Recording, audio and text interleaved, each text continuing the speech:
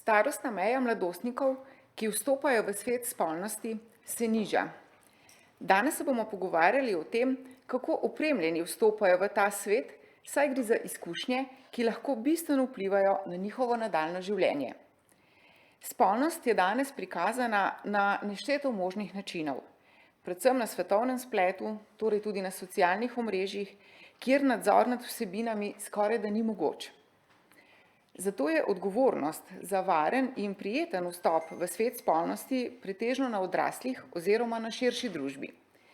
Začne se pri pogovoru staršev z otroci, pomembno vlogo ima seveda šola in preventivne aktivnosti primarnega zdravstvenega sistema. Govorimo torej o varni spolnosti, kamor spadata tako zaščita pred spolno prenosljivimi boleznimi, kot zaščita pred neželeno nosečnostjo, in govorimo seveda o kontracepciji. Tema je v zadnjem času, vsaj kar se tiče širšega medijskega prostora, kar nekako izginila iz dnevnega reda. Verjamem pa, da debata v resnici poteka, a je le nekoliko skrita v senci javnih debat o problemih v zdravstvu, ki nas pestijo. Čeprav smo začeli za mladostniki, pa ne smemo pozabiti poudariti, da smo za varno spolnost odgovorni celo življenje, saj govorimo tudi o boleznih in ne samo o zaščiti pred neželeno nosečnostjo. In seveda, varna in odgovorna spolnost je tako stvar deklet oziroma žensk, kot fantov oziroma moških. O varni spolnosti se bomo danes pogovarjali z našimi gostjami, to so magistra Mojca Grebenc, doktorica medicine, specialistka ginekologije in porodništva iz Zdravstvenega doma Ljubljana Šiška. Lepo pozdravljeni. Ksenija Noč, diplomirana medicinska sestra, magistra zdravstvene nege iz Zdravstvenega doma Jesenice, iz Zdravstveno-vzgojnega centra. Lep pozdrav. Lepo pozdravljeni. Patricija Dolinar, magistra farmacije, prihaja iz Javnega zavoda Gorenjske lekarne. Pozdravljeni. Lep pozdrav. Z nami je tudi Pija Mohorič Tomažin, študentka 4. letnika Medicinske fakultete Univerze v Ljubljani in sodelavka na resorju za socialo in zdravstvo študentske organizacije v Ljubljani. Pozdravljeni. Lep pozdrav. Pa začnimo. Dr. Mojca Grebenc, vi ste ginekologinja v Zdravstvenem domu Ljubljana Šiška, torej ginekologinja na primarnem nivoju. V zaključku uvodnega dela v ta pogovor sem omenila, da marsikatera zdravstvena stroka oziroma strokovna tema ostane v senci problemov, ki pestijo našo državo na področju zdravstva. Tudi vi ste vpeti v problematiko ginekološke oskrbe bolnikov oziroma bolnic na primarnem nivoju, ste namreč vodja delovne skupine za pripravo strategije na področju ginekologije in porodništva pri Zdravniški zbornici Slovenije. Srečujemo se s pomanjkanjem zdravnikov ginekologov, že v bližnji prihodnosti se obeta tudi večji val upokojitev, ki mislim, da so že kar v toku, v teku. Ja. In preden gremo na našo današnjo temo, to je varna spolnost, bi vas prosila za odgovor oziroma pojasnilo, kakšna je trenutna situacija, trenuten status na primarnem nivoju ginekologije in kaj to pomeni za dekleta oziroma za ženske. Hvala za vprašanje. Se pravi, primarni nivo ginekologije, to smo tisti ginekologi, katerimi se ženske lahko opredelijo in jih izberejo za svojega izbranega ginekologa. Danes imamo v Sloveniji 154 takih ginekoloških programov, pa je kljub temu več kot 200 tisoč žensk brez izbranega ginekologa, govorimo o ženskah starejših od 15 let. Čeprav se lahko ginekolog opredeli že 13-letno dekle, pa so te opredelitve do 15. leta res zelo izjema. Da bi omogočili prost dostop se pravi za vse ženske, ki so upravičene do izbranega ginekologa, bi danes v tej naši mreži potrebovali še dodatno več kot 50 ginekoloških programov. Obstoječi ginekološki programi večinoma delajo nad strokovnimi obremenitvami, nekje sprejet normativ je 4000 žensk na opredeljeno ambulanto, z željo, da bi obstoječe ambulante lahko tudi razbremenili, pa bi še dodatno potrebovali slabih 20 ginekoloških programov. Omenila ste val upokojevanja, tudi tukaj imamo, se pravi, lahko problem na primarnem nivoju ginekologije, kjer so ginekologi starejši kot bolnišnični kolegi. Že danes ima pogoje za upokojitev 49 ginekologov, v naslednjih 3 letih bo takih še dodatno 15. niso to vsi ginekologi, ki bi svoj čas delali samo na primarnem nivoju, veliko jih dela tudi na sekundarnem nivoju, pa samo del svoje službe upravljajo za primarni nivo, tako da smo nekje ocenili, da bi v naslednjih 3 letih za področje ohranitve primarne ginekologije potrebovali še nekje 35 do 40 ginekologov, ki bi jih izobrazili za primarni nivo. Pa jih imamo? Nekaj imamo, specializantov, specializira malo manj kot 90 specializantov trenutno, žal pa je zanimanje za primarni nivo bolj slabo, kar kaže podatki zadnjih let, ko je slabih 60 specializantov končalo specializacijo iz ginekologije, pa se jih je od njih samo 9 zaposlilo na primarnem nivoju.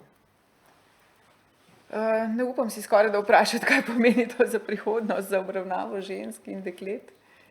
Ja, upamo na najboljše, se pravi, upamo na to, da bomo uspeli obstoječe specializante navdušiti za primarni nivo, da bomo tudi primarni nivo na vseh 3 področjih v očeh ljudeh dvignili, v očeh tudi kolegov, bolnišničnih kolegov dvignili, pa da bo postalo tudi tukaj bolj zanimivo delo. Se pravi, spuščamo danes veter v bilo k odločitvi za specializacijo ginekologije na primarnem nivoju, kjer je tudi teče zelo pomembna preventivna vloga. Zelo pomembna, da. Tako, ja. Danes se pogovarjamo o varni spolnosti in kontracepciji in stroka svetuje naj ženska, največkrat gre za mladostnico, pred prvim spolnim odnosom opravi posvet z ginekologom na temo kontracepcije in prav ginekolog ji lahko tudi napiše recept za hormonsko kontracepcijo. Kako je s tem v praksi? Ali lahko mlado dekle danes pride do ginekološkega posveta, pregleda, ki je prav tako svetovan, malce zapletamo oziroma prepletamo s tem našim prvim vprašanjem, pa kljub temu, kaj lahko danes dekle stori, ko se odloči za vstop v svet spolnosti na področju kontracepcije, kaj lahko stori glede ginekološkega posveta in pregleda? Se pravi, problem je širši družbeni. V širši družbi se mi zdi nekje spolno vzgojo z različnih strani apliciramo na mladostnike, pa kljub temu se še vedno priporoča imeti posvet pri ginekologu pred prvim spolnim odnosom, kjer se lahko pogovorimo o varni spolnosti, o preprečitvah neželenih efektov spolnosti, se pravi preprečitvah tako neželenih nosečnosti kot spolno prenosljivih bolezni. Dostop do ginekologa, smo pa slišali, je pa lahko kar velik izziv. Kaj lahko naredimo? Zelo, bom rekla, tam, kjer se dekleta ali pa mladostniki že doma odprto pogovarjajo o spolni vzgoji, o spolnosti, o kontracepciji, tam se velikokrat vidi, da mame dekletom pomagajo poiskati prostega ginekologa. Ali se obrnejo na svojega izbranega ginekologa, ali dobijo pri njemu nasvet, v katero smer, kje iskati prosta mesta. Ta dekleta, se mi zdi, imajo lahko malo, če rečem, privilegija pri svoji poti iskanja. Večji izziv imajo dekleta, ki se sama soočajo s tem problemom. Se pravi, kjer doma nima odprtega odnosa, kjer je že spolno aktivna, zaveda se problematike, se pravi, zaveda se potrebe potem, da bi imela nek konkreten posvet o kontracepciji z ginekologom, pa se mora potem sama znajti v tej zmešnjavi iskanja prostih mest na spletnih straneh, vidimo, kje so prosta mesta, kličeš v ambulanto, pa so že zasedeni. Še večji izziv pa ima tisto dekle, ki zaradi nezaščitenega spolnega odnosa mogoče celo zanosilo. Ona mora pa zelo hitro najti pot do ginekologa, da bo pravočasno pridobila napotnico za prekinitev nosečnosti. Se pravi, tem pa je to res lahko velik problem.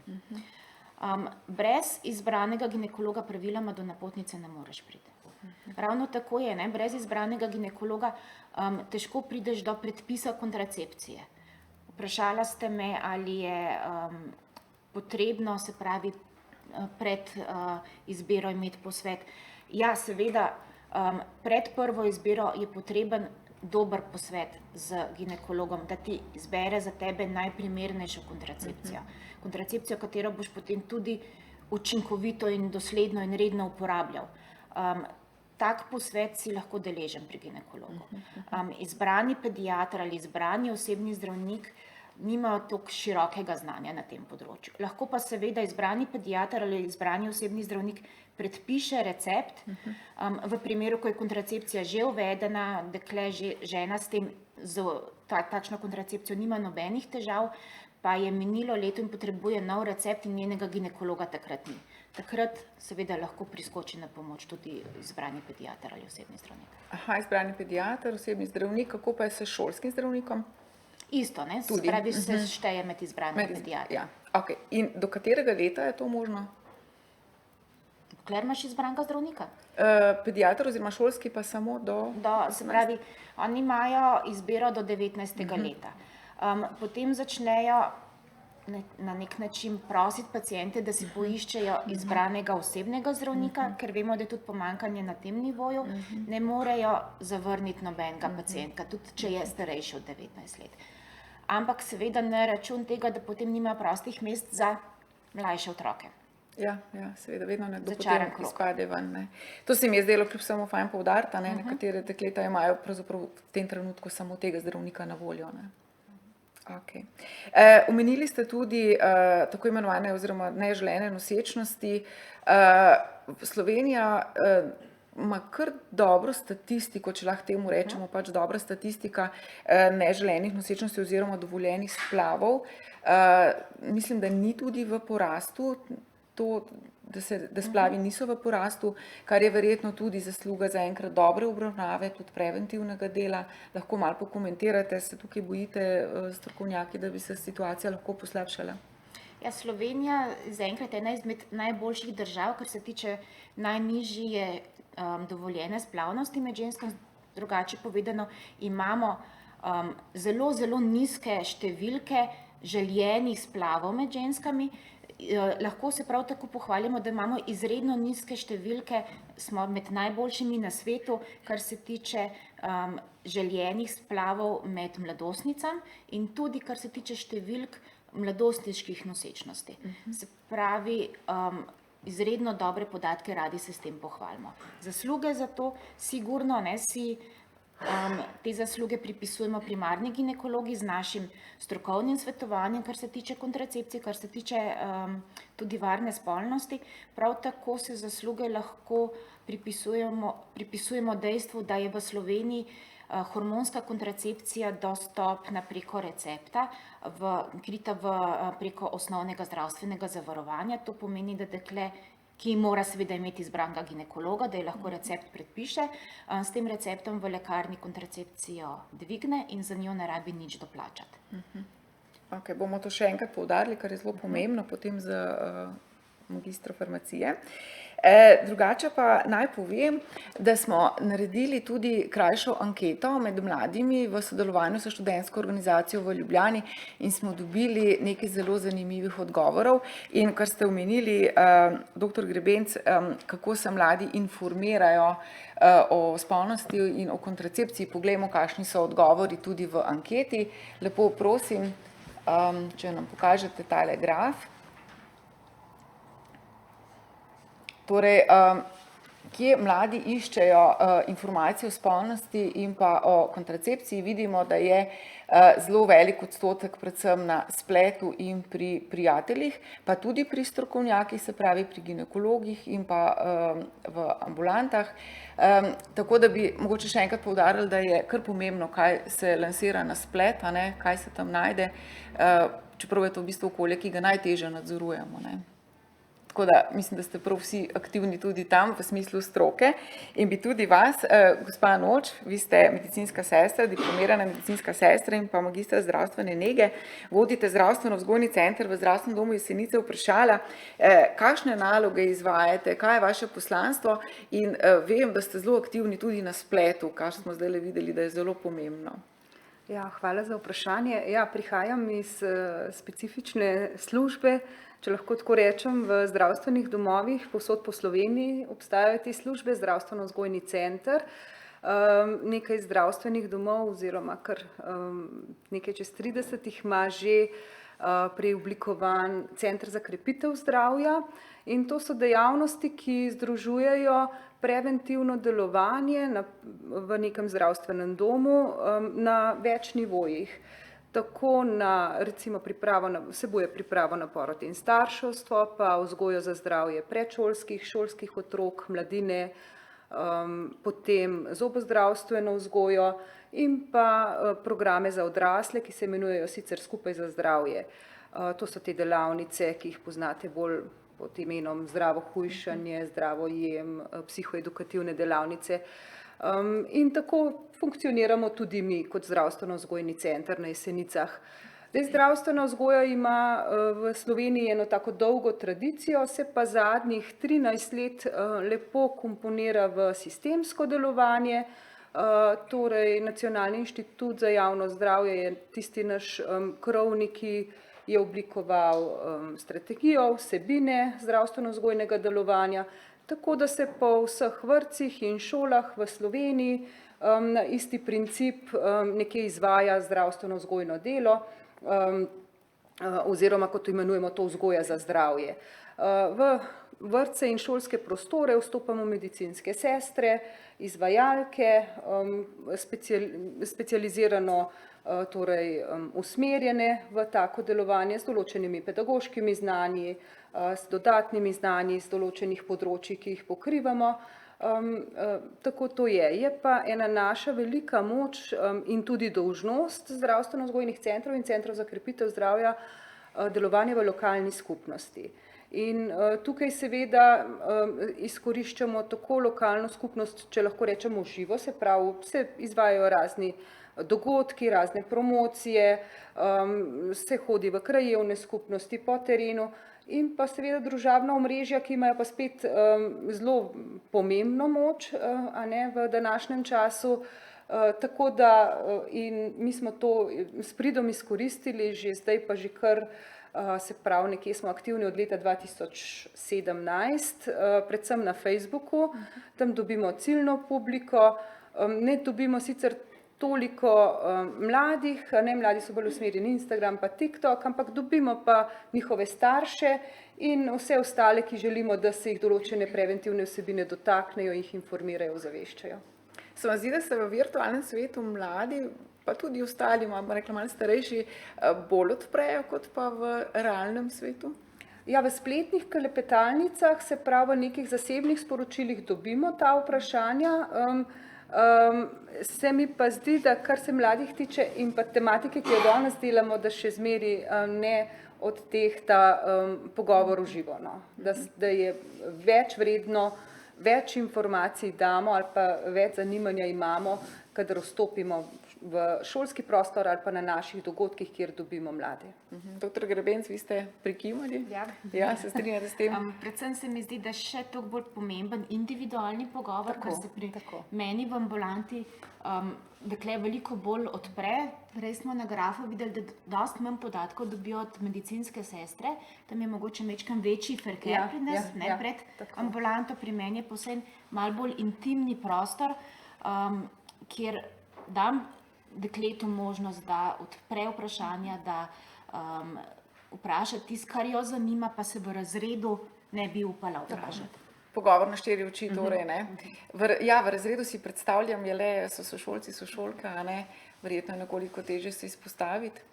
Ja, vsake toliko časa pa ostane kdo po končanih vsebinah, v razredu, oziroma moram reči, to se kar dogaja. Magistra Dolinar, pa vas bom kar vprašala, kako pa je s tem v lekarni, z diskretnostjo, s pogovorom, vi delate v lekarni, vemo, precej obremenjen prostor, kako zagotovite, bom rekla, mogoče starejši ali mlajši ženski mladostnici, izdajo kontracepcijo, pogovor, posvet, predvsem pa, če govoriva o tej tako imenovani nujni kontracepciji, o tem bomo nekoliko več povedali, ampak ravno zdaj smo imeli to lepo iztočnico. Kako je v lekarni s to zaupnostjo? Ja, jaz mislim, da v lekarni je diskretnost največja šibka točka lekarne, so diskretnost. Ne toliko kot to, da mi ne bi imeli strokovnega znanja o stvarih, o zdravilih, se mi zdi, imamo kar nekaj znanja in lahko se pogovorimo s pacientkami, tudi če imajo kakšno vprašanje, jim svetujemo. Ampak kar se pa tiče zagotavljanja diskretnosti, pa ja, lekarna ne bi imela svoje okno zasebnosti, se pravi, ne bi imel pacient neko območje, kjer ga nihče ne sliši. Ampak se pravi, to med izdajnim mestom in pacientom, sploh zdaj v teh COVID časih, ko smo imeli še steklo in maske in smo vsi bolj na glas govorili, je bilo težko zagotavljati. Mora imeti sicer lekarna po zakonu svoj prostor za svetovanje, kamor se lahko s pacientom umakneš, pogovoriš, vendar v praksi delo tudi ko žal tega ne omogoča večkrat, ne, oziroma mi lahko rečemo pacientki v tem primeru, recimo pridite kasneje, se bomo kaj pogovorili, pač nanašajoč se na vprašanje o tem, če imam je še to pa to zdravilo, bo to šlo varno skupaj, ne. Imam od klinične farmacevte, ki se lahko, ki izvajajo sicer tudi pregled uporabe zdravil in bi se o tem lahko na nek način pogovorili z njo, v bistvu, če bi imela kakšno tako vprašanje. Seveda širša vprašanja so namenjena izključno specialistom ginekologije in ljudmi s specifičnimi znanji, ampak ja, za kakšna manjša vprašanja, tudi v smislu urgentne kontracepcije, pa ja, smo farmacevti tam, diskretnost je problem, ampak skušamo se pač čim bolj diskretno pogovarjati, še vse. Pa bom dala še eno povabilo, tudi mogoče lekarnam, da razmislijo o tem, poskrbijo mogoče za eno bolj diskretno mesto za takšen pogovor. O tem se veliko razmišlja in ja, kot sem rekla, to mesto za svetovanje je v enih lekarnah boljše izpeljano, v drugih slabše. Tako da načeloma pa to obstaja. Verjetno so še bolj problemi manjši kraji, kjer se ljudje še bolj med sabo poznajo. Dr. Grebenc, tudi o tem smo se pogovarjali, tudi pri dekletih za obisk ginekologa je to nekoliko mogoče stresna situacija. Res je, no, tukaj mogoče zopet, tam kjer je doma odprt odnos, kjer mama poišče pot do ginekologa, tam potem tudi ta komunikacija ni problem. Kjer si pa dekle sama išče z strahom, da me ne bo kdo videl, da hodim ginekologom, ker bojo mislili, da se bo razvedlo, da sem spolno aktivna, tam se pa tudi dekleta rada poišče bolj odmaknjeno mesto, ker je pa zopet danes, kot smo rekli, problem, ker sploh ne dobiš sploh mesta. Se pravi, si vesel, kjerkoli ga dobiš, če ga pa slučajno dobiš tam, kjer ti je v tvoji želji, si pa seveda tudi bolj lahko vesel. Pa bom kar prosila kolege v tehniki, če lahko pokažemo graf, kako mladi pravzaprav poiščejo nasvet, dostopnost ginekologa, kjer so odgovorili, da pravzaprav niti ne vedo, da je svetovan pregled pri ginekologu oziroma posvet. Pa si poglejmo, kaj so nam povedali. No, tukaj vidimo, da kar veliko mladih nekako ni imelo niti potrebe, niti nekako niso seznanjeni s tem, da se svetuje pregled pri ginekologu oziroma posvet. Drugače pa vidimo, da navajajo tudi to, da jim je nekoliko neprijetno ravno zaradi tega, ker se pravzaprav s tem nekako izkažejo, da so spolno aktivni in mogoče je za nekatere res to nekoliko problematično oziroma stresno. Lahko tudi pokažemo starost mladostnikov oziroma mladostnic, ko se podajo v svet spolnosti. Videli bomo, da se začne pravzaprav nekje pri 16 letih ta prvi korak v spolnost, tako da se nekako nam ti odgovori kar pokrijejo. Jaz bi tukaj poudarila še to, da ja, svetovanje, posvet pri ginekologu pred prvo uporabo kontracepcije. Če dekle nima nobenih ginekoloških težav, ginekološki pregled ni potreben. To se mi zdi zelo pomembno, da dekle ve, da ni tistega prvega strahu, saj ne se je bilo strah pred prvim ginekološkim pregledom, ampak če ti prideš prvič do ginekologa samo na posvet, spoznaš zdravnika, spoznaš ordinacijo, sam se zlociraš, ti je potem tudi na naslednje preglede lažje priti, tudi takrat, ko je potreben res ginekološki pregled, je potem dosti manj stresno za dekle. Ok, hvala lepa za ta dodatek in pojasnilo. Drugače bi se vrnila še k vam, magistra Dolinar. Vi ste tudi urednica in soavtorica brošure Zdravila in ženske, ki je izšla ob dnevu slovenskih lekarn 2021 pri Slovenskem farmacevtskem društvu. V njej najdemo tudi poglavje o kontracepciji in bi šla mogoče malo na te starostne skupine, a ne. Po podatkih Nacionalnega inštituta za javno zdravje je največ splavov v starostnem obdobju med 30 in 35 let, ko nekako smatramo, da ženske v kontracepciji že kar vse vemo, a ne. Po drugi strani je ta podatek mogoče nekoliko presenetljiv. Kako bi vi to pokomentirali? Predvsej ste naštudirali gradivo, da ste lahko oblikovali tole brošuro. Ja, kot najprej bi povedala, da ta brošura je bila narejena z namenom, ker se nam je zdelo, da je internet poplava različnih informacij, preverjenih in nepreverjenih, in smo želeli v bistvu v tej brošuri, ki smo jo pripravili Slovensko farmacevtsko društvo v sodelovanju z Lekarniško zbornico, prikazati neke vsebine vezane na temo zdravila in ženske in seveda naredili tudi poglavje o kontracepciji, kjer so preverljive informacije, recimo neki širši okvir. In ja, noter smo zajeli recimo nekaj teh kontracepcijskih metod, ki so v Sloveniji dostopne. Zdaj, če ste me vprašala, kako komentiram to, da so več splavov v tem starostnem obdobju in ko ne bi ženske vse vedele o kontracepciji, bi malo pikro pripomnila, tako kot ste že samo v začetku omenila, da nismo samo ženske odgovorne za kontracepcijo, ampak so tukaj tudi moški. In se sprašujem, v bistvu med 30 in 35 letom ne bi bili tudi že zreli moški, ki lahko tudi oni razmišljajo s svojo prvo glavo. Tako da ja, težko komentiram, če so te neželene nosečnosti stvar nepoznavanja kontracepcije. Spolnost je, se mi zdi, neka širša stvar, vezana veliko na čustveno plat, bivanjsko, ekonomsko, nekako vse skupaj se povezuje in bi rekla, da mogoče te splavi v tej starostni skupini imajo druge vzroke kot mogoče splavi pri mladostnicah. Lahko pa še dr. Grebenc komentira. Ja, bi lepo prosila za komentar, pa tudi vas, magistra Noč, bom vprašala, če izvajate kakšne delavnice oziroma predavanja tudi za starejše ljudi. Ja, res je velik porast je splavov prve leta po porodu. In to je ravno to obdobje med 25 in 35 letom. Zakaj takrat, kje tukaj zgrešimo?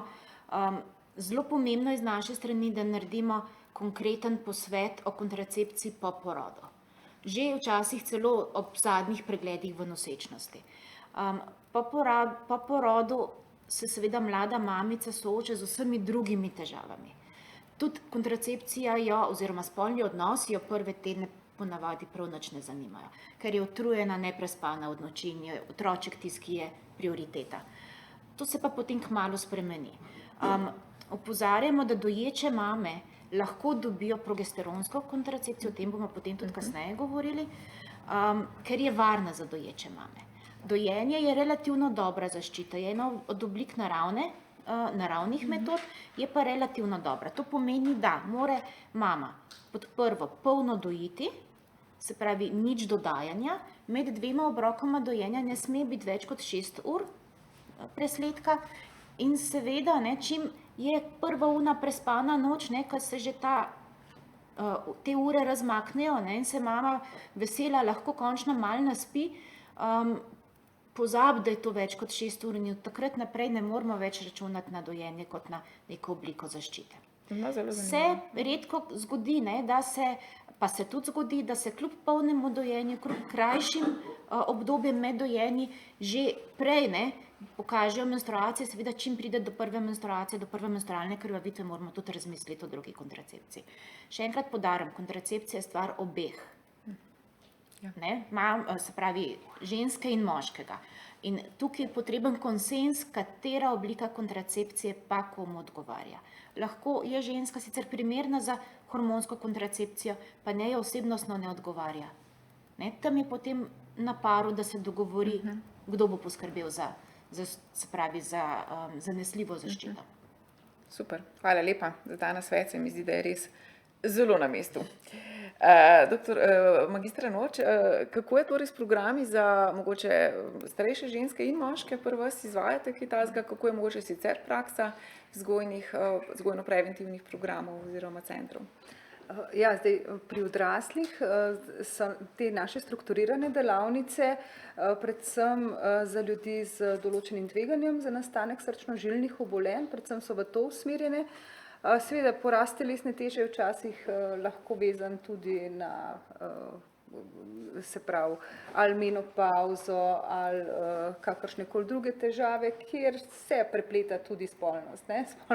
Spolno vzgoja oziroma poznavanje lastnega telesa, tako da so to bolj individualna svetovanja, ni nekih samostojnih delavnic tega področja. Kar zadeva mladih, ki se pravi vstopajo v neko družinsko življenje, so te vsebine vedno na pripravi na porod in starševstvo, prej se je reklo materinskih šolah. Tam se poglobljeno o tem pogovarjamo in pa tudi v psihoedukativnih delavnicah se psihologi srečujejo tudi s temi težavami, se pravi tako pri delavnici spoprijemanja s stresom, spoprijemanja s tesnobo, mogoče pri depresiji malo manj ali pač ne, to ne bi vedela, ampak pri teh dveh sigurno se pojavljajo tudi take tegobe, pa bolj v smislu individualnega svetovanja se potem te stvari rešuje. Pa tudi bomo kar izdali povabilo, naj potrkajo na vaša vrata, ne? Oziroma tudi drugih centrov, ki začutijo ljudje stisko. Pomemben podatek, prej ga nisem omenila, ne? V timu zdravstveno-vzgojnega centra je tudi psiholog obvezno, tako da so tudi taka svetovanja mogoča ali pa strani medicinskih sester vedno odprta in dobrodošla. Super, hvala lepa. Danes se veliko pogovarjamo o mladih, zato nič o njih brez njih. Z nami je Pia Mohorič-Tomažin, sodelavka resorja za zdravstvo in socialo na študentski organizaciji Univerze v Ljubljani. Sicer pa ste študentka 4. letnika medicinske fakultete in naj povem, da ko smo se pogovarjali glede sodelovanja na današnji novinarski konferenci, ste omenili, da vas zanima prav specializacija ginekologije. Danes ste slišali naše povabilo, da je mogoče to tudi primarna raven, ne? Razmislite o tem. Tako da, hvala lepa, da ste danes z nami, pa bi vas prosila za pojasnilo, kako mladi danes gledate na spolnost, ste pripravljeni, kakšne imate informacije, videli smo tudi v anketi, da zelo resno jemljete to področje, namreč naj povem, da je kar mislim, da 98% mladih odgovorilo, da že pri prvem spolnem odnosu uporabijo zaščito. Zelo dobro. Kaj boste pa vi, oziroma kako boste pa vi pokomentirali? Ja, najlepša hvala za vprašanje. Kot ste že v uvodnem nagovoru povedali, se mladi res spuščajo v spolnost zgodaj, mogoče celo prezgodaj, ravno zaradi tega, ker lahko pride do neželenih posledic, kot smo se že pogovarjali o neželeni najstniški nosečnosti, in pa seveda, kar zraven pride, mogoče psihične, socialne, ekonomske posledice. In spuščajo se verjetno zaradi tega, ker je nek pritisk prijateljev, mogoče celo spleta, omrežij, ali pa tudi mogoče zaradi slučaja. In glede informiranosti o spolnosti, o spolno prenosljivih boleznih, tega je poplava informacij in seveda se mladi izgubimo v tem, ne znamo ločiti, kaj je resnično, kaj je neresnično, oziroma je zelo težko ločiti, kje postaviti to mejo. Zato mogoče tudi so nekatere ženske dekleta v današnjem času zadržane do hormonske kontracepcije, ker je veliko virov, veliko člankov, da so zelo škodljive, da ne smemo vnašati teh hormonske kontracepcije v sebe in seveda posledično tudi ne dostopajo do ginekologa, ker seveda preberejo na internetu in to je to in se spustijo v spolnost. Moram pa povedati, da imamo študentke, tako rečeno tak privilegij, da imamo zdravstveni dom za študente, kjer sta na voljo 2 ginekologinji, ki skrbita tako za kurativo kot za preventivo, saj tam tudi cepijo proti HPV, kar se mi zdi odlično, glede na to, koliko je informacij v svetu in mislim, da je dobro, da podpiramo to zdravo in varno spolnost. Hvala lepa in bi tudi nekako še enkrat ponovila ta vaš poudarek, da imamo kljub vsemu, malo smo bili mogoče na začetku kritični, pa vendar imamo dobro urejeno mrežo in dostopnost do ginekologov, ko ga rabiš nekako kar prideš, do njega sploh za študente, študentski dom za mlade obstaja za študente, kar je res zelo pohvalno, ni to tako samoumevno in je fino, da to poudarimo. Izvolite. Jaz bi tudi tukaj poudarila, res je študentski zdravstven dom, dve ginekologinji sta namenjene predvsem študentkam, mladim dekletom in seveda po principu pediatra podobno. Ko dekle konča študij, takrat jo pozovejo, da se poišče drugje ginekologa, ravno zato, da se odpre mesto za te naše najbolj ranljive mladostnice. Tlele pa sicer pride do malo težav, ne? Pa smo spet v tem krogu, začaranem krogu, ker v osnovi zelo dobro zasnovano. Moramo kljub samo to pohvaliti, Tako. Gospa Mohorič, Tomažin, vi ste omenili, da imajo dekleta precejšnje zadržke do hormonske kontracepcije. Naj povem, da je tudi naša anketa pokazala, da je daleč najbolj v uporabi pri zaščiti pri spolnosti uporabljen kondom, nato sledi hormonska kontracepcija, pri čemer moram dodati opombo, ki se je izkazala, da kondomi za mnoge mlade postajajo predragi. Tako da mogoče je na mestu, da povemo, kakšni miti in resnice veljajo na področju hormonske kontracepcije. Še danes se namreč soočamo s precej mogoče, bom rekla, bolj miti in je fajn, danes je priložnost, da povemo tudi resnico. Ne bomo delali dobenih reklam, pa vendar je treba nekaj strokovnih stvari tlele razjasniti. Pa vas kar prosim, mogoče vas, dr. Grebenc, mogoče potem tudi vas, farmacevtka, če boste povedali malo, o čem, kaj je danes največja skrb žensk, mladostnic in starejših žensk na področju hormonske kontracepcije.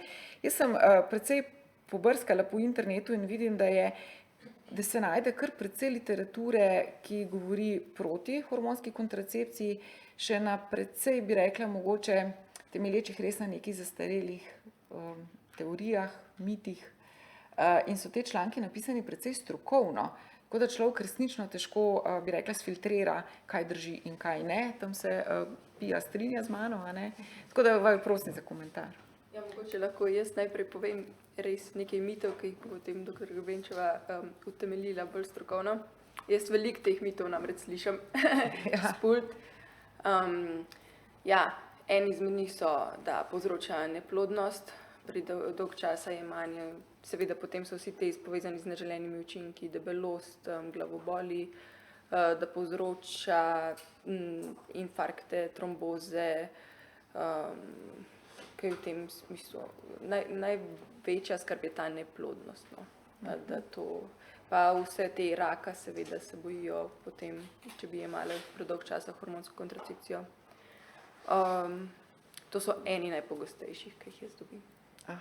Bi še vas prosila za komentar, pa tudi bi kar prosila za prikaz možnosti oziroma izbire kontracepcije, pa vas bom prosila, da v sklopu tega majčkeno poveste, kaj je na voljo in kaj so te res najpogostejši zadržki pri hormonski. Mogoče bom kar razložila metode, pa bom ob metodah hkrati povedala dobre strani pa slabe strani. Odlično. Zdaj, kar se tiče, se pravi, kontracepcije, poznamo nehormonsko kontracepcijo in hormonsko kontracepcijo. Nehormonske, to smo se že prej dotaknili, so naravne metode in pa barierne metode. Barierne metode kot kondomi in diafragma. Potem so pa tukaj hormonska kontracepcija, za katero pa je potreben recept, predpis hormonske kontracepcije. In to pa iz tega razloga, da presodiš, ali je dekle, žena sploh primerna za hormonsko kontracepcijo. Se pravi, ta strokovna presoja, ki izhaja iz njenega splošnega stanja, zdravstvenega stanja, iz njenih pričakovanj, kar se tiče družine, iz njenega načina življenja, iz vsega tega, iz njene, bom rekla, tudi zgodovine bolezni pri njej in pa pri bližnjih sorodnikih, se pravi starših, tetah, sestrah. Iz tega potem naredimo nek zaključek, katera kontracepcijska metoda je za koga najprimernejša ali pa katerih kontracepcijskih metod nekdo ne sme uporabljati. Če grem zdaj na hormonsko kontracepcijo, tukaj imamo spet, če tako rečem, dva področja. Eno področje je kombinirana hormonska kontracepcija, to je kontracepcija, ki vsebuje oba hormona, estrogen in progestagen. To je tudi najširše predpisana hormonska kontracepcija, dobi se v obliki ali tabletk, ali nožničnega obročka, ali obližev. Princip te kontracepcije temelji na tem, da zavira ovulacijo. In pa zgosti sluz, ki na materničnem vratu, se pravi na vhodu v maternico, ta sluz se zgosti na tak način, da spermijam onemogoči vstop v maternico. Princip, se pravi, to je princip delovanja. Imamo pa omejitve pri tej hormonski kontracepciji, se pravi, vsa hormonska kontracepcija je odsvetovana ženskam, ki imajo resne zdravstvena stanja, kot so srčno-žilne bolezni, neka sladkorna bolezen z zapleti, določena jetrna obolenja, določena revmatska obolenja. So absolutna kontraindikacija. Prav tako so absolutna kontraindikacija tumori, ki so hormonsko aktivni, se pravi rak na dojkah, na primer. Potem imamo pa omejitve med kontracepcijami. Če sem najprej omenila kombinirano hormonsko kontracepcijo na eni strani, imamo na drugi strani progestagensko kontracepcijo. To je kontracepcija, ki vsebuje samo en hormon, samo progestagen in je v obliki ali tabletk ali materničnega obročka. Ta kontracepcija velja za bolj varno kontracepcijo, ker nima povečanega tveganja za krvne strdke, se pravi za neke žilne zaplete. Ženske, ki imajo v anamnezi že nek venski ali arterijski strdek, se pravi krvni strdek, ali da je ta krvni strdek v njihovi družini prisoten pred 50 letom, jih to daje v neko skupino večjega tveganja za krvne strdke. Tem ženskam kombinirano hormonsko kontracepcijo odsvetujemo. Absolutno odsvetujemo, imajo pa dovoljenje za progestagensko kontracepcijo, ki ne predstavlja tveganja za krvne strdke. Prednost te, se pravi kombinirane hormonske kontracepcije, ki, kot sem že prej omenila, najpogosteje predpisana v obliki tabletk, je pa ta, da se, ker se jemlje ciklično, večinoma se jemlje 3 tedne, potem je en teden pavze in v tednu pavze pride do odtegnitvene krvavitve ali menstruacije. Iz tega razloga imajo ta dekleta redne menstruacije, dekleta ali žene, redne menstruacije, manj boleče in manj močne menstruacije, hkrati imajo lahko manj izražen sindrom predmenstrualnih težav in kombinirana hormonska kontracepcija izboljša stanje kože in določene te kombinirane kontracepcije celo zelo izboljšajo aknavost med mladimi. To bi podarila, se pravi res dobrobit. Določene novejše kombinirane hormonske kontracepcije imajo zelo majhen vpliv tudi na pridobitev telesne teže. Se pravi, je lahko določen del, se telesna teža dvigne za mogoče kilogram, 2, na račun zadrževanja vode. S temi novejšimi kontracepcijskimi tabletkami je tudi tega manj, kot je bilo s prejšnjimi starejšimi kontracepcijskimi tabletami. Je pa seveda pomembna tukaj rednost prehranjevanja. Tiste, ki imajo zdrav način prehranjevanja, bojo minimalno pridobile na telesni teži, tiste, ki pa tega načina nimajo že v mladosti, se jim pa seveda lahko tudi telesna teža spremeni, ker se spremeni njen metabolizem. Omenila sem, da se zgosti sluz na vhodu v maternico. Ta sluz poleg tega, da prepreči vstop spermijem, prepreči tudi vstop infektom. Se pravi, kontracepcijske tabletke na nek način varujejo pred vneti zgornjih rodil, ne pa pred vneti nožnice, če ni uporabljenega zraven še sočasno kondoma. Ob daljši rabi hormonske kontracepcije se tudi zniža tveganje za raka na jajčnikih za 80%, prav tako se zniža tveganje za raka na telesu maternice in pa zniža se tudi tveganje za raka debelega črevesa in danke. Malenkost se poveča tveganje za raka na dojkah, dojke so hormonsko zelo občutljive, ampak samo za malenkost in po končani kontracepciji se to povečano tveganje po, mislim, da tam nekje 10 letih popolnoma izniči.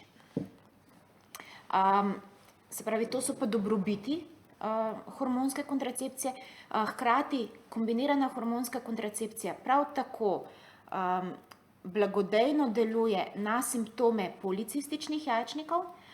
Ženske, ki imajo simptom policističnih jajčnikov, imajo neredne menstruacije, imajo viška testosterona, moških hormonov, kar jim dela aknavost, masne lase, masno kožo in pa izredna nagnjenost k debelosti, in tudi težave z neplodnostjo imajo. Če damo te ženske na kombinirano hormonsko kontracepcijo, jih zaradi tega, ker so zablokirane ovulacije in tudi delovanje jajčnikov postavimo v nižjo prestavo, te jajčniki ob daljši rabi te kontracepcije, večmesečni uporabi te kontracepcije, se že jajčniki začnejo normalizirati. Se pravi, in poleg tega, da jim kontracepcija uredi menstruacije, tudi zniža nivo androgenov in hkrati zmanjša simptome, ki jih delajo policistični jajčniki, in ko končajo s kontracepcijo, ko se odločijo, da je čas za zanositev, prve mesece po, se pravi, takoj prve mesece, ko končajo s kontracepcijo, imajo najboljše možnosti za zanositev, ker se njihovi jajčniki dosti bolj optimalno obnašajo, kot potem zopet po pol leta ali letu, ko se jajčniki ponovno zaciklirajo v policistične. Se pravi, ravno kontra, razbijamo mit o neplodnosti. Ženske, ki so že v osnovi imajo neke težave, ki jim ovirajo plodnost in imajo zaradi tega slabše pogoje za plodnost, bojo tudi po koncu, se pravi po zaključku kontracepcijskih tablet, se lahko soočile z enakimi težavami. Pa je vmesne to obdobje, ko so na kontracepciji, ko so redne menstruacije, mogoče mislijo, vse sem v redu, vse v osnovi ni nič narobe z mano, in se kasneje pač pokažejo te težave, ki bi se sicer brez kontracepcije lahko že prej. Prej sem omenila še ta drugo skupino, progestagensko kontracepcijo. Značilnost te kontracepcije je ta, da se jo jemlje brez pavze. Ta način kontracepcije naredi zelo tanko sluznico v maternici in posledica tega so izredno šibke menstruacije, ki lahko trajajo samo za dan, dva krvavega izcedka, za katerega je dovolj navaden dnevni vložek, ali pa do 20% menstruacij popolnoma izginejo. Tukaj se pri mnogih ženskah res poudarja ta mit, če pa nima menstruacije, potem se pa ne čistim, se ta kri nabira nekje drugje v telesu in bo, ne vem, kar naenkrat jo raznesela.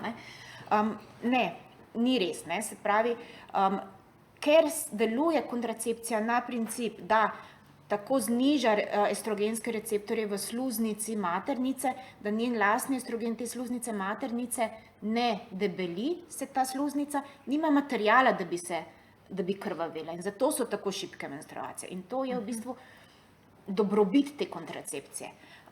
Zelo rade po tej kontracepciji, se pravi, to kontracepcijo zelo rade uporabljajo starejše ženske, ki jim res vidijo to, da nimajo menstruacije, da se končno znebijo teh vložkov, res en velik plus. Hkrati bi pa poudarila, da ta kontracepcija res tudi dodatno varuje pred rakom na telesu maternice, glih iz tega razloga, ker maternična sluznica ni to hormonsko obremenjena. Če se vrnemo nazaj v obdobje naših starih mam, v tistem obdobju so ženske ali bile noseče ali so dojile in potem, ko so prišle menstruacije, so po 2 menstruacijah, 3 menstruacijah ponovno zanosile. In na svoje življenjsko obdobje so imele zelo malo število menstruacij. Danes, ker imamo pač možnosti zaščite tudi na druge načine, ne samo s hormonsko kontracepcijo, pa seveda pričakujemo, da vsak mesec krvavimo. In se marsikateri ženski ne zdi normalno iz tega razloga, da ne bi krvavela. Se pravi, progestagenska kontracepcija je varna tudi v tem pogledu, da ni menstruacij in je to lahko velik plus. Zdaj smo razbili res kar nekaj mitov, Kaj pa sicer ste omenili tudi druge možnosti, recimo vidimo tudi na slikci kar nekaj še možnosti?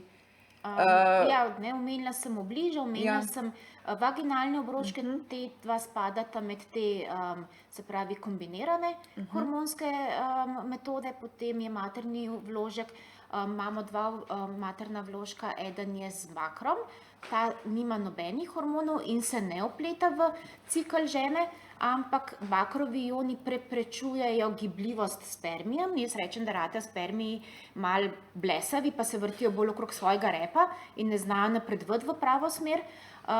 Hkrati pa te bakrovi vložki delajo lahko malo močnejše, malo bolj boleče menstruacije, tako da tudi niso čisto za vse ženske primerni. Kontracepcijskih injekcij v Sloveniji praktično ne uporabljamo.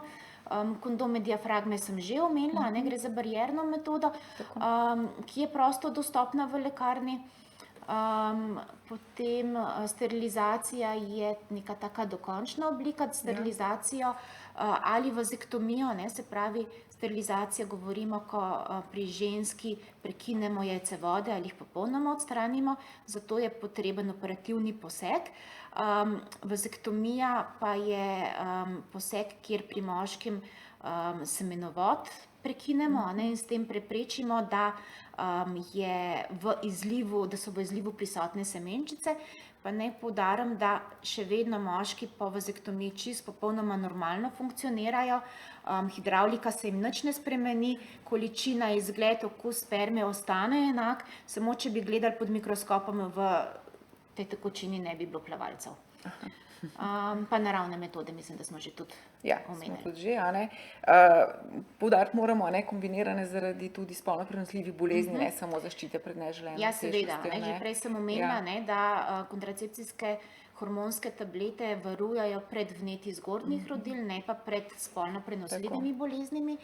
Tukaj pa pomembnost kondoma in tudi tukaj vedno mlade poučimo, da naj bo vsak novi partner, tudi če ima dobro zaščito, hormonsko zaščito pred zanositvijo, naj z vsakim novim partnerjem uporablja tudi kondome, vsaj toliko časa, kolikor se res dobro ne spoznata in da se neke skrite bolezni ne skristalizirajo. Mogoče še omenim stranski učinki kontracepcijskih hormonskih tablet. To so tudi en mit, zaradi česar se ne poslužijo. Vsaka tableta, vsaka učinkovina ima tudi neželene učinke. In pri hormonski kontracepciji opozorimo, da je prve mesece lahko sprememba razpoloženja, dodatni glavoboli, lahko prehodna sprememba na koži, lahko je prehodno nekaj krvavkastih vmesnih krvavitev. Večina teh stvari se izveni v roku parih mesecev. Tako da vedno je prvi predpis za 3 mesece in potem po 3 mesecih se še enkrat pogovori z uporabnico in presodiš, kakšni stranski učinki so se pojavili, ali je primerna za isto metodo naprej, ali se raje svetuje neka druga metoda. Prej sem govorila, da niso vse ženske primerne za vsako obliko kontracepcije. Omenila sem že nagnjenost s krvnimi strdki, potem bi pa še omenila, se pravi, poleg te nagnjenosti s krvnimi strdki, doječe mame, ženske, ki imajo povišan krvni tlak, povečano telesno težo, ali tiste, ki imajo migrene, predvsem migrene z auro, niso primerne za kombinirano kontracepcijo, se pa lahko njim predpiše progestagenska kontracepcija. V teh primerih je za njih to varna oblika dobre zaščite. Spravi bi še enkrat dali povabilo ženskam, da se res posvetujejo z ginekologom, sploh če se najdejo v teh rizičnih skupinah. Gospa Mohorič Tomažin, imate občutek, da so študentke, mladostnice, ne samo študentke, tudi sicer mlade ženske, zadosti poučene o tem, kar smo zdaj slišali od dr. Grebenčeve? Je informacij na voljo zadosti? Mene nekoliko presenetilo, vprašali smo vas, ali smatrate, da ste zadosti obveščeni o kontracepciji, in je bil kar velik odstotek, da ne. Skoraj 40% mladih je v tej anketi odgovorilo, da ne, oziroma verjetno je nekoliko zmede pri verih. To sem pri prejšnjem odgovoru poudarila, da informacij je, sam spet najdete to mejo, kaj je prav, kaj ni prav, kaj je resnično, kaj je neresnično, je zelo težko. Zato se mi zdi, da je spet od same posameznice odvisno, kaj bo izlučila iz teh informacij. Predavanje veliko, spletnih strani je tudi veliko, organizacij tudi veliko, kjer se lahko mladi podučimo o kontracepciji, seveda pa to spet zelo veliko informacij. Tudi zame kot za študentko medicine, to so take težke teme, se mi zdi, kontracepcija, hormoni, na kaj deluje, na možgane, na maternico, na vse. In če že ti prebereš, na primer, prvi stavek in ti je nerazumljiv, kaj boš, je težko, a ne? Zato se mi zdi, da informacije so, ampak spet odvisno same posameznice, kako bo to sprejela. Vse gostje, ki imate, a ne? Ja, meni se tudi zdi, če smem. Ja. Tudi, recimo, tudi, če iščeš ti po spletnih zadevah, saj, kakor sem pripravljala osebino za knjižico, se mi zdi, da so tudi ginekologi različno naravnani do različnih oblik kontracepcije. Se mi zdi, da lahko kje izluščiš, da so nekateri bolj za naravne kontracepcije, drugi bolj za hormonske, kar se mi zdi v bistvu na nek način normalno, mislim, se vsak ima svoj pogled na stvari, ampak verjamem, da to prispeva k tej dodatni zmedenosti, ker ne veš, kako bi se odločil, a ne. Tako, moje mnenje, tudi kot ne vem, nekega strokovnega delavca, ki je pripravljal vsebine, sem bila v neki točki tudi jaz tako začudena nad tem, kaj lahko najdeš od nekoga, ki ima naziv specialist ginekologije in porodničarstva. Ja. Kaj šele laiki, ne? Se moramo znajti v tem svetu, a ne, informacij. Magistra Noč, mislite, da bi lahko pri preobremenjenosti ginekologov večji delež predvsem mogoče svetovanja in usmeritve pri izbiri kontracepcije prevzele tudi medicinske sestre, ali ste tudi ve preobremenjene, ker tudi to je splošno znano, da ste tudi ve zelo obremenjene? Ja, mislim, da ni dileme, da so medicinskih sester nažalost ni, ne, mislim, da je kadrovski primanjkljaj na vseh področjih, ne, tudi z naše strani. Ampak pri tem konkretnem vprašanju prevzemanja nekih kompetenc so potekali neki pogovori in potekajo celo po nekaj krajih v Sloveniji in tudi na Jesenicah v našem ginekološkem dispanzerju, se pravi babiško referenčna ambulanta, ne, se pravi referenčne ambulante, ki se sedaj imenuje ambulante družinske medicine. Seveda tam so v ginekoloških dispanzerjih so zaposlene diplomirane babice, ki svetujejo oziroma samostojno opravljajo preglede v določenih tednih nosečnosti. Nimajo seveda kompetenc predpisovanja terapije, absolutno ne, ampak le vidim možnost mogoče. Svetovanje absolutno, ampak ker recimo so po svetu države, Severna Amerika, pa potem Združeno kraljestvo, večina Skandinavije, Španija, kjer ima sicer imajo medicinske sestre na tradicijo akademske izobraženosti, imajo kompetence, imajo samostojnost. Tukaj se nekako mi šele prebijamo, se pravi slovenska zdravstvena nega. To je stvar velikih političnih konsenzov, ne, tle lepo še nekaj vode preteklo, preden bomo dobile določeno samostojnost na določenih področjih, ampak mogoče tle vidim možnost. Se pravi, v ginekoloških ambulantah, pri referenčnih ambulantah, se pravi, kjer so medicinske sestre z visokimi znanji, a ne, mogoče tukaj. Mogoče pa res ne. Bomo nekako naslovili to vprašanje na odločevalce in res je, kot ste rekli, kar nekaj dobrih praks lahko vidimo že v tujini, a ne? Ja, tam so medicinske sestre, imajo veliko samostojnost. Hvala lepa. Se pravi, določen del kompetenc lahko resne sestre, diplomirane babice ali diplomirane medicinske sestre preusmerimo. Jaz sama v ambulanti svoje sestre kar lepo izkoristim pri svetovanju, je pa to še vedno moj ginekološki tim, odgovorna sem jaz in jaz presodim, katere kompetence ima moja sestra. In sva se tudi dogovorile, kaj je njeno delo, ki mi lahko pomaga in mi izjemno dobro svetuje pri kontracepciji, ravno pri teh razbijanju mitov, seveda. Prvi posvet, prvo svetovanje in uvedba kontracepcije mora biti na moji strani, za te predpise kontracepcije naprej si pa lahko pomagaš z, drugimi strokovnimi kadri. Pa to še bi se navezala na ginekologu, na specialistu ginekologije je, da da relevantne podatke. seveda smo vsi nekako krvavi pod kožo, imamo lahko svoja mnenja, kjer pa se pravi ta individualni pogovor, ki ti s pacientko vidiš, koliko te razume, na koliko preprost način ali pa koliko kunšten način moraš komu kaj razložiti, da se pravi odgovoriš na vsa njena vprašanja, na njene dvome. In to je, bom rekla, bistvo tega individualnega pogovora.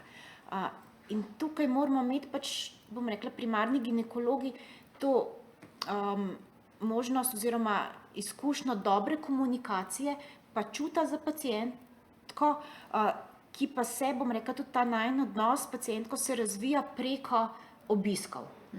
In lep del primarnega zdravstva je to, da imaš svoje redne paciente, da te paciente poznaš in tudi načeloma znaš z vsakim pacientom na drug način komunicirati, če zahteva drugačen način komunikacije. Da se mu zdravnik približa v njegov svet, ne? To je zelo pomembno, ne? Da si mu dostopen, da vidi, da si mu dostopen in da se lahko pogovarjate, ne da samo ti strokovna neka znanja podaš naprej, pa potem bo to razumel ali ne, da ne zanima. Seveda za tak odnos, ne, je potreben čas v ambulantah. Ja, ravno to sem se hotela Tukaj še enkrat opozarjam, zakaj se ginekologi borimo za ta naš normativ. Ambulanta, ki ima previsoko glavarino, pomeni, da ima manj časa za posamezno pacientko in tukaj so pacientke na škodi. Lahko je super visoka glavarina, pa super dober ginekolog, ampak enostavno ne bo imel ne dovolj prostih terminov, ne dovolj časa za posamezno pacientko, takrat, ko bo ta čas potrebovala od njega. In to je, zato se borimo, da bi imeli pogoje dela take, da bi tudi odnos pacient-zdravnik bil potem na nivoju, kot si ga zasluži. Lepo, zelo optimistično. Vi ste tudi omenili, da ko pride ženska na prvi pregled oziroma posvet, da si planirate več časa, ne? Ja, tu imamo dogovorjeno, ko naročam pacientke, da ali je to prvi pregled za posvet, ta spoznavni pregled, da razložim vso kontracepcijo, ali pa je prvi pregled za prvi bris, ki je šele pri 20 letih v sklopu državnega programa Zora, takrat tudi dekle rabi majčkeno več časa, da ji razložim bistvo pregleda, se pravi, z temi preventivnimi pregledi mi preverjamo stanje materničnega vratu, kar se tiče okužbe s papiloma virusi. In na prvem pregledu je čas, da se dotakneš tudi te tematike. Se pravi, HPV, humani papiloma virus, je spolno zelo prenosljiva bolezen, ni nujno nevarna, lahko pa je nevarna. Tistih nekaj visokorizičnih sevov tega virusa so tako nevarni, da lahko povzročajo raka na materničnem vratu in z temi rednimi preventivnimi pregledi na 3 leta tudi v bistvu iščemo prve znake teh okužb, zato da lahko dovolj zgodaj zaznamo spremembe, katere so lahko z enostavnimi metodami dobro ozdravljive. Pa hkrati v bistvu si vzamemo na tem prvem pregledu tudi ta čas, da žensko poučimo o papiloma virusi in jih omenimo tudi v bistvu možnost cepljenja, vkolikor še ni bila cepljena.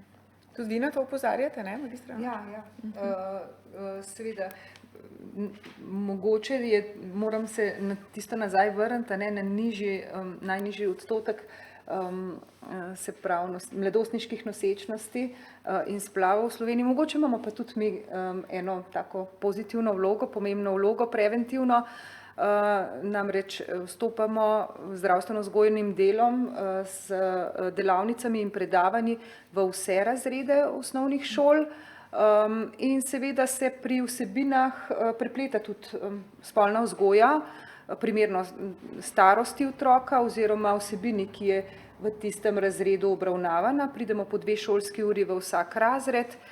Nismo sicer v kurikulumu, tako da je to stvar dogovora šole in zdravstvenega doma, ampak nas šole, vsaj pri nas na Zgornjem Gorenjskem, imamo odprta vrata in smo zelo zaželjene, da ne rečem, so nas zelo pogrešali v tem koronskem času, tako da zdaj s polno paro delamo.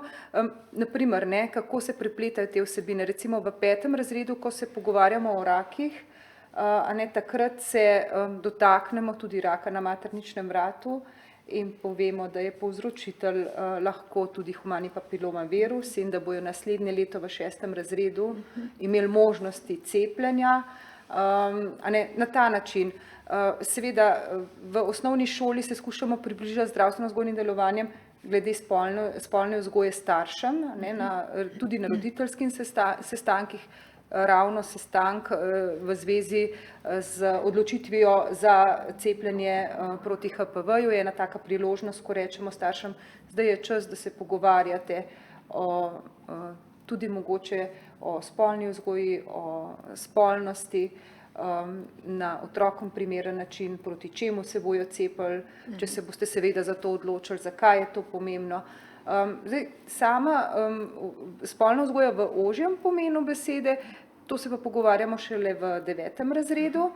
V 6. razredu imamo odraščanje, kjer spoznavajo otroci svoje telo, kjer spoznajo menstrualni ciklus, izredno pomembno. Otroci imajo dostope do vsebin milijona na spletu, ampak ne vejo, da imajo maternico, ne vejo, da imajo 2 jajčnika, se pravi, zanima jih dolžina penisa, ne vejo pa, zakaj so pomembna moda, zakaj bolijo moda. Tako take stvari se pogovarjamo, se pravi, nekako jih pripravimo, poudarimo, da spolni odnos ne spada v osnovno šolo, spada pa poznavanje svojega telesa, spada poznavanje besede, kaj pomeni kontracepcija, spada vse to, kar oni preberejo na spletu, da vejo, kaj pomeni. Tlele je naša vloga šolskih medicinskih sester, če se lahko tako izrazim. Potem samo konkretna spolna vzgoja, spolno prenosljive bolezni, se pa trudimo ozaveščati srednješolce. Zakaj se nekaj trudimo? Ker v srednje šole imamo pa še majčkeno težje pridemo zaradi ur, ki so omejene, in tako da ob kakšnem izpadu profesorjev na srednjih šolah, na gimnazijah, tudi na našem območju, kjer imamo 2 srednji šoli, se pravi gimnazijo in pa srednjo šolo Jesenice, vedno radi pridemo, če nas pokličejo, imate kaj, imamo izpad profesorjev, pridite kaj povedati. Takrat sigurno izkoristimo za spolno vzgojo in spolno prenesljive bolezni. Fino. Hvala lepa. Tudi na splošno moram reči, da vedno, ko se dotaknemo nekih zdravstvenih tem, pridemo do tega, da je zelo pomemben pogovor, čas, izobraževanje in pa tudi timsko delo. Ja. Tako da smo, Tukaj se strinjam, v bistvu že zdaj, ko sta imeli kolegici pogovor, že dolgo časa je na misli to, da res moramo biti tim, zdravstveni tim, in da v bistvu tudi na lekarniškega farmacevta se ne sme pozabiti, ker smo pač le člen, ki pa pri izdaji pogledamo končno sliko. In tukaj ne, da bi jemala komu karkoli skakala v zelnik ali pa jemala določene kompetence, treba je vedeti, da imamo neko določeno znanje o zdravilih, o interakcijah zdravilnih učinkovin in mogoče kakšna stvar pa zleti mimo ob tej previsoki glavarini, ob tem, da mogoče pacientka jemlje še kakšno stvar brez recepta, kakšno šentjanževko proti depresiji, ker se ji ne zdi nič pomembna, bo pa tam vplivala močno na njene encime in na to, kako bo presnavljala potem to hormonsko kontracepcijo. Tako da delo zdravstvenega tima se mi zdi pomembno, ne da smo pač vsak zase, da gledamo, kdo ima več kompetenc, kje je kdo boljši, kako bojo medicinske sestre prekašale farmacevte pri predpisovanju zdravil, ki bi lahko tudi farmacevti podaljševali terapije. Pač ne, da se nekaj vedno z ramo obrami, ampak da stopimo skupaj, ker nas je premalo in če se pač na prav način povežemo, bo pač šlo bolje. Vem, da potem pride tudi, kdo je odgovoren, kako bomo delili odgovornost, pa da potem rečejo zdravniki, še vedno smo mi odgovorni, po tej zakonodaji, potem kako zdaj stojimo, seveda. In zaradi tega se tudi noben noče biti preglasen, zdaj pa bomo to pa to. Ampak se mi zdi, da se moramo pač bolj povezovalno delovati. In tudi v bistvu brez tega, da se ne gleda potem krivo na farmacevta, ki pokliče, ne vem, za konzultacijo ginekologa, da se ne gleda zviška, ampak da se reče, hvala za opozorilo, oziroma se pojasne potem določene stvari. To se mi zdi pomembno tukaj povedati. Ja, hvala lepa. Moram reči, da opažam pri vseh zgodbah zdravstvenih, ki jih delamo, res zelo pomemben poudarek tega medsebojnega sodelovanja, ker na koncu itak največjo korist dobi uporabnik oziroma bolnika, ne. V tem primeru nimamo bolnikov, ampak bolj uporabnike in delamo pa vsi v prid tega, ne. Tako da, gospa Mohorič Tomažin je skozi kimala, kar mi je zelo všeč, ker ste v bistvu naša prihodnost, a ne. Tako da, super. Jaz bi mogoče, preden se podamo počasi k zaključku, samo še vas, magistra Dolinar, prosila za pojasnilo glede dostopnosti kontracepcije v lekarni. Nam lahko malo poveste, kako je to zdaj zakonodajno v smislu zavarovanja dostopnosti urejeno. Doktor Grebenc je že omenila na začetku, da bolj kot ne imamo v Sloveniji zelo dober dostop do kontracepcije. Lahko še malo podrobneje poveste. Ja, s tem se absolutno strinjam, ampak ja, pregradne kontracepcije so prosto dovoljne na voljo v lekarni, kondomi, diafragme, to. Kar se tiče hormonske kontracepcije, kombinirane progesteronske, je seveda potreben recept, ki ga predpiše ginekolog, tako da dostopnost te kontracepcije tudi, se pravi na prvem pregledu, mislim, za prvo napiše ginekolog, tako da to je povezano, koliko je dostopnost do ginekologa, a ne. Ja. Kar se tiče samih lekarn, ja, je napisano, se pravi kontracepcija recimo na zelen recept lahko, krita z strani osnovnega zdravstvenega zavarovanja, in potem se pač to pacientki izda na recept. Veljavnost recepta za predpis kontracepcije je 1 mesec, se pravi najbolj, da čim prej pride dvigant oziroma po navodilu ginekologa in potem to jemlje. Kar se tiče same dostopnosti, se pravi v lekarnah so na voljo te peroralne oblike kontracepcije, tabletke, obročki, obliž, se pravi na recept. In glede na to, da smo zdaj v fazi, ki je veliko pomanjkanje zdravil, moram reči, da pri kontracepciji smo še vseeno dobro preskrbljeni, da ni nekega izpada določenih zdravil, da so približno vse te kontracepcijske tabletke na voljo in tudi obročki in obliž. Se pravi, večje lekarne imajo na voljo vse vrste kontracepcijskih tablet, manjše jih priskrbijo v roku 24 ur. Tako da ja, na voljo so tudi te urgentne nujne kontracepcije, te so na voljo brez recepta. Tukaj pa, ne vem, bomo se tega še dotaknili, ali tudi kaj več povem, v smislu, ta oblika kontracepcije je na voljo brez starostnih omejitev, brez recepta, ampak je potrebno malo bolj natančen protokol svetovanja. Tako da to, kar smo se prej dotikali diskretnosti, to zna biti včasih problem. Zaradi tega mogoče na tem mestu povem, da ne izdajajo v vseh lekarnah teh urgentne kontracepcije, jutranje tabletke plana B, kakor se vzame, farmacevtski tehniki. Ampak recimo pacientka pride v lekarno, se postavi na izdajno mesto brez recepta, stopi do farmacevtskega tehnika, ampak ta ji ne bo izdal urgentne kontracepcije, ampak jo napoti do magistra na izdajo za recept. In s tem v bistvu to je neka taka stvar, ki mogoče malo več pozornosti pritegne na uporabnico nujne kontracepcije, tako da večkrat potem te uporabnice pošljejo moško stran oziroma koga drugega iskati tabletko. Ja, hočem reči, to je na voljo, imamo na voljo, ampak je nek daljši protokol svetovanja. O pravilni uporabi, ne, tukaj je čas zelo pomemben, ne? Ker tukaj pa recimo ne pridejo, večkrat se ne posvetujejo z ginekologom, ampak pridejo najprej v lekarno, čim prej. Ja, čim prej, ja. Tukaj se v bistvu zavedamo tega, ampak je pa problem mogoče pri diskretnosti. Okay. Se pravi, pomemben je poudarek, da lahko v lekarni dobimo to nujno kontracepcijo, ni treba prej k zdravniku, ne? To je treba nekje v 3 dneh po nezaščitenem spolnem odnosu, oziroma ena oblika dovoljuje 5 dni po nezaščitenem spolnem odnosu. Res pa je dobro jo vzeti čim prej po nezaščitenem spolnem odnosu, da bolj učinkovito prepreči zanositev. Okay. Ja, in pa tudi pred ovulacijo. Pa pred ovulacijo, ja sem. Ja. Tukaj pa spet poznavanje ženskega cikla. Ja. Tako da tukaj se potem kar... Zato pa je to svetovanje toliko bolj pomembno, ne? Ja. Pa vprašanje diskretnosti na mestu. Ja, zelo na mestu, res je. Dobro, hvala lepa.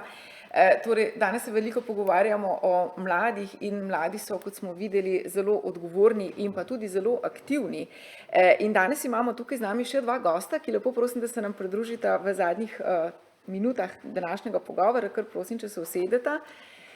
Z nami sta še Tjaž Črnčec iz ŠOU Ljubljana, se pravi študentske organizacije Ljubljana, kjer ste vodja resorja za zdravstvo in socialo, in pa gostja Kaja Dolenc, članica predsedstva Dijaške organizacije Slovenije.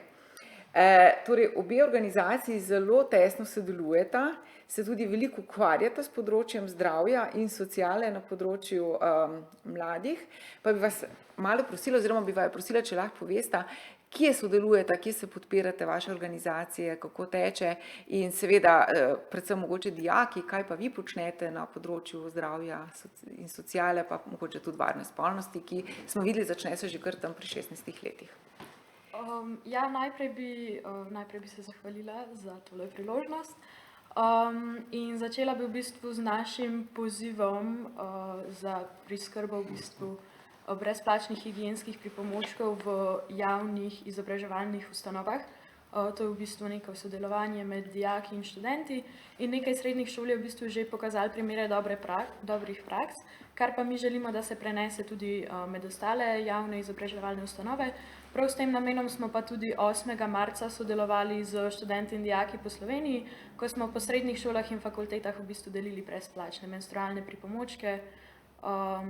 Potem glede ozaveščanja o varni spolnosti smo pa sodelovali s projektom Virus. Decembra smo v bistvu izvedli predavanje z naslovom Naj ljubezen ne postane bolezen, kjer so v bistvu bili mladi seznanjeni z raznimi načini kontracepcije in pa z morebitnimi spolnimi boleznimi. Odziv je bil zelo pozitiven, dejstvo pa je, da je udeležba na teh dogodkih običajno prenizka, da bi bili mladi primerno informirani o teh, zato pač nekateri mladi še vedno ne vejo vseh posledic, naprimer, da ne uporabljaš kontracepcije in da ne uporabljaš primerne zaščite. Se pravi, majčkeno mogoče bolj aktivno povabilo v prihodnje? Ja, definitivno. Mislim, da v času socialnih omrežij, to ne bo težava. Vem, da ste tudi aktivni tam, tako da je tudi en tak dober vir, smo tudi videli, da mladi veliko iščete informacije pravzaprav na spletu, Ja, to je res in se v bistvu trudimo čim bolj deliti na socialnih omrežjih te informacije in pa povabiti mlade k sodelovanju na teh dogodkih in nekako povečati zanimanje za vse to. Okay. Gospod Črnčec, kaj pa na študentski organizaciji? Nekaj smo že slišali od vaše kolegice Pije, ampak delate veliko programov, ne? Tako, jaz sem tudi zelo vesel bil za to povabilo pri vašem projektu, da lahko skupaj nekako sodelujemo kot nek vezni člen med samimi študenti, pa mogoče med nekimi organizacijami oziroma predvsem medicinsko stroko, ki pripravlja določene vsebine, da nekako na študentski organizaciji vidimo našo vlogo predvsem kot nek povezovalni člen ozaveščanja samih študentov, tudi s to anketo, ki smo jo nekako tudi delili na naših socialnih omrežjih, smo poskušali študentom približati to problematiko in jim tudi nekako zaveščati, da se začnemo o tej tematiki tudi malo bolj aktivno pogovarjati.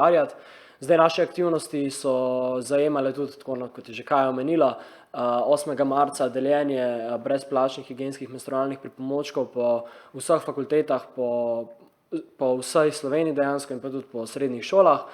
In to je en zelo dober primer, lep primer dobre prakse, da se tudi omogoča mogoče študentkam nek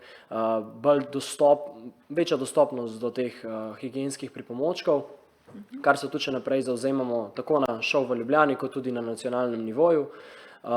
In se tudi pripravljajo že določene vsebine še v to smer za naprej.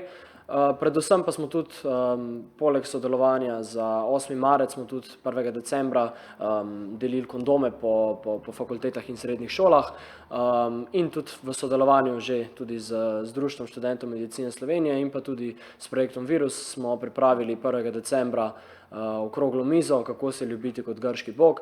Podobna tematika, kot je bila že omenjena, ampak mogoče je bil bolj poudarek na samo, tako kot je tudi naslov te novinarske konference danes, ozaveščanje o spolnosti, o primerih prakse oziroma kakšne so načini kontracepcije in kako se varno predvsem podajati v te kroge, no, dejansko, če tako omenim.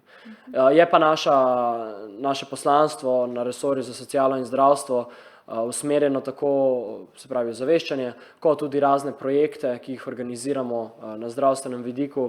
Zdaj imamo tudi, če omenim, en zelo lep projekt na zdravje, po fakultetah merimo vitalne zdravstvene funkcije vsem študentom oziroma te, ki pridejo zraven, od, se pravi, krvnega sladkorja, krvnega tlaka do raznih drugih zadev. In je tudi ena taka stvar, ki nekako študentom želimo omogočati neko bolj aktivno sodelovanje, seznanjanje tudi s svojim zdravjem in se mi zdi, da je ta zadeva danes še toliko bolj pomembna, da nekako podamo študentom neko tako dobro vsebino in pa predvsem, da se bojo varno spuščali v spolne odnose. No, moram najprej čestitati za kreativnost pri naslovu vaših delavnic. Precej ste presegli naš naslov, moram reči, v tem smislu. No, jaz moram reči, da sem res vesela, z vami sem govorila o teh programih, sem navdušena, koliko stvari teče in zelo mi je všeč tudi, da sodelujete in podpirate dijaško organizacijo, a ne, mlajše nekako že počasi vozite v svet, rekla, mogoče študentskih let oziroma nekoliko te odraslosti, v katero vstopajo. Tako da en tak primer sodelovanja, ki se mi zdi res fajn in zato smo se tudi odločili, da to danes pokažemo, kaj vse se v sodelovanju da, o tem smo danes govorili, ne, timsko delo. Nekaj ste še hoteli dodati? Če smem samo še dodati, bi tudi mogoče poudaril še pomembno vlogo Dijaške skupnosti Ljubljana, ki pa tudi na območju Ljubljane predstavlja in podpira in organizira razne dogodke tudi za dijake in tudi na tem področju so v zadnjem času predvsem dijaki tudi zelo aktivni. DSL pa deluje tudi znotraj študentske organizacije, tako da imamo tudi nek in-house sodelovanje, če temu tako omenim. No. Odlično. Kaj boste pokomentirali še vi, mogoče to, kar je Tjaž izpostavil? Ja, v bistvu tudi mi zelo sodelujemo z Dijaško skupnostjo Ljubljana, ker pač v bistvu zajema vse dijake v Ljubljani, tako da je v bistvu sodelovanje z njimi zelo koristno za obe organizaciji, ker tako, ne vem, pritegnemo več pozornosti in v sodelovanju povabimo več dijakov. V sodelovanju je moč, ne? Tako je. No. Najlepša hvala tudi našim gostem, se lepo zahvaljujem za današnjo debato. Mislim, da smo razbili kar nekaj mitov in povedali veliko resnic glede vstopa v varno spolnost, pa tudi v odrasliški dobi in pa seveda na temo kontracepcije. Prosila bi medije, če imajo kakšno vprašanje, nekaj vas je tukaj z nami, nekateri nas spremljajo virtualno, mislim, da mi kolegica odzadaj ne? Ok. Smo bili zadosti izčrpni, bi še kdo kaj vprašal? Prav. Potem pa najlepša hvala še enkrat našim sogovornikom danes za res zelo izčrpne in koristne informacije in vsem želim lep dan. Prav tako hvala lepa vsem, ki ste nas spremljali preko portala STA in pa seveda podjetju Karso in Gedeon Richter, da sta omogočila izvedbo današnjega dogodka. Najlepša hvala in nasvidenje.